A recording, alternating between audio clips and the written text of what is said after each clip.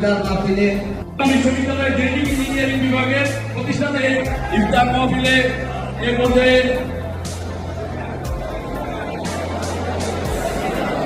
ইফতার মাহফিলে পরে এসেছেন তাদের কমিটির বিপ্লবী সদস্য জনাব সাবেক ছাত্র নেতা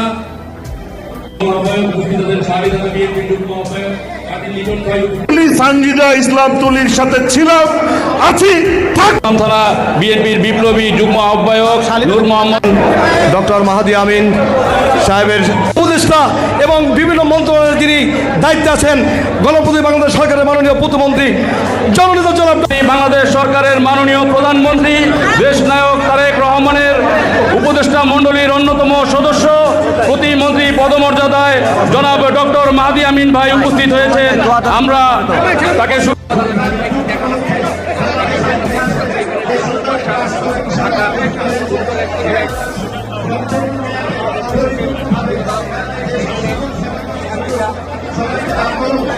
আমার পক্ষ থেকে নির্বাচনে ওনারা যে ভূমিকা রেখেছেন, যে আন্তরিকতা দেখিয়েছেন, তার জন্য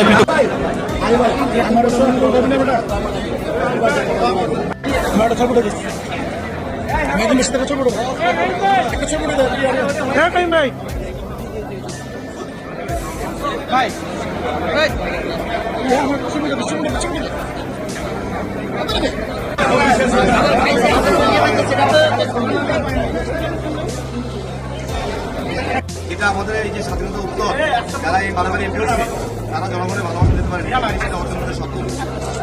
এটা তো বিশ্বাস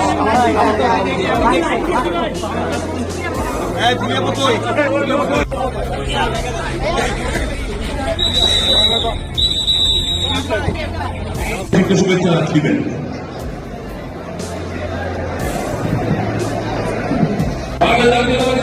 ঢাকা মহানগর পশ্চিমের সভাপতি রবিন খান, সংক্ষিপ্ত শুভেচ্ছা দিলেন রবিন খান।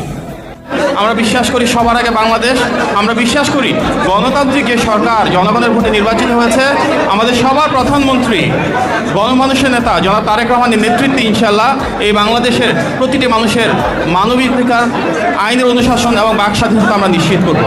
ঢাকা 14 আসনে ধানের শীর্ষে যিনি প্রার্থী ছিলেন সানজিদা ইসলাম তুলি, আমরা দেখেছি তার যে অপ্রতিরোধ বিজয় সেটিকে আটকানোর জন্য সেখানে কিভাবে ষড়যন্ত্রমূলক বিভিন্ন কাজ করা হয়েছিল।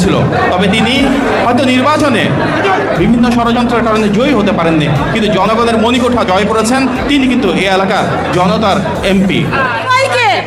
আমরা একসাথে ঐক্যবদ্ধভাবে থাকবো। আমরা আমার ন্যায়ের জায়গায়, স্বচ্ছ সুষ্ঠু নির্বাচনের জায়গায় আমরা জিতে গেছি ইনশাআল্লাহ। আমরা সবাই বিএনপির যারা জাতীয়তাবাদী আদর্শকে ধারণ করে আমরা সকলে একত্রে থাকবো, ঐক্যবদ্ধ থাকবো। বিগত সময়ে যা ছিলাম সামনের দিন আরো শক্তিশালীভাবে থাকবো ইনশাআল্লাহ।